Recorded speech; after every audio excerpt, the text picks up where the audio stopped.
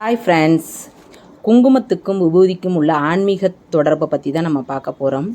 இயற்கை வடிவில் உள்ள இறைவன் தன் படைப்பில் உருவான மூலிகைகளை 2 விதமாக பக்குவப்படுத்தி நமக்கு தரும் மதிப்பான பொருள்கள்தான் விபூதி, குங்குமம்.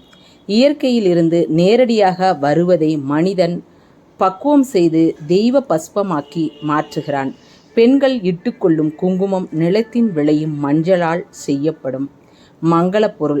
புற்கள் மற்றும் மூலிகைகள் தெய்வங்கள் கோவிலில் கொண்ட பசு உண்டபின் சாணமாகிறது. அது அக்னி வடிவான இறைவனால் பக்குவப்படுத்தப்பட்டு பஷ்பம் என்னும் விபூதியாகிறது.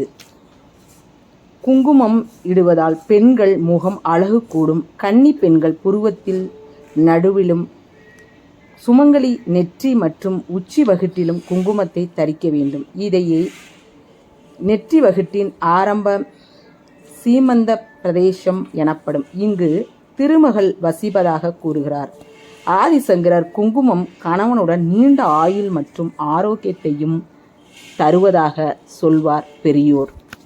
பெண்கள் வீட்டில் பூஜை செய்யவும் பூஜை அறையில் குங்குமத்தை கீழே சிதறக்கூடாது. மஞ்சளை கொண்டு தயாரிக்கப்பட்ட குங்குமம் கோயில்களில் விற்பனை செய்யப்படுகிறது. இந்த குங்குமத்தை வாங்கி குங்கும சிமிழ் நிரப்பி அதை பூஜை அறையில் சில தினங்கள் வைத்து பின்னர் எடுத்து உபயோகிப்பது சிறப்பை தரும். மங்களம் உண்டாகும், மாங்கல்ய பலம் பெறும். குங்குமம் தேவியின் அருளை குறிக்கும். குங்குமத்தின் நிறம் தேவியின் நிறம் சிவப்பு. குங்குமம் நெற்றியில் புருவங்களில் மத்தியில் இட்டுக்கொள்வது நல்லது.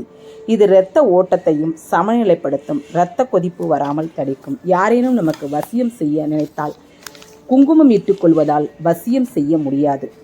விபூதி அணிவதால் வரும் நன்மைகள்: உடலை புனிதமாக்கும், சிவன் அருள் கிட்டும், தீட்டு கழிக்கும், வியாதியை போக்கும், பில்லி சூனியம் கந்திஷ்டி முதலிய பாதிப்புகள் வராமல் காக்கும், முகத்திற்கு அழகூட்டும், ஞாபக சக்தியை கொடுக்கும், புத்தி கூர்மை தரும், பாவத்தை போக்கும், ஞானத்தை கொடுக்கும்.